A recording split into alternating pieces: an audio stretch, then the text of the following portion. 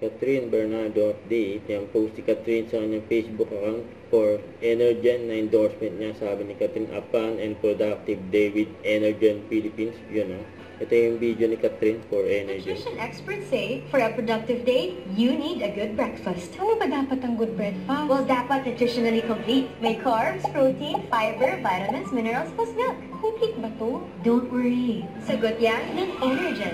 Energen. Complete sa nutrition. Ngayon, with 50% more cereals, tulong para busog ka ng mas matagal. So filling. So good. Para sa productive day, mag-Energen. Complete sa nutrition. Mas Energen matagal with ka Catherine. busog. Saka trending din si Catherine kahapon for Pilipinas Got Talent. Bilang judge, isa sa mga judges sa Pilipinas Got Talent, si Catherine. See you later. Ito pa yung mga video ni Catherine. Natatakot ka sa sarili mo. Sa akin din ate. Oo. Kasi alam ko na, oh my God, iba yung pitik ko. Kapag gutom. Catherine, si Robby.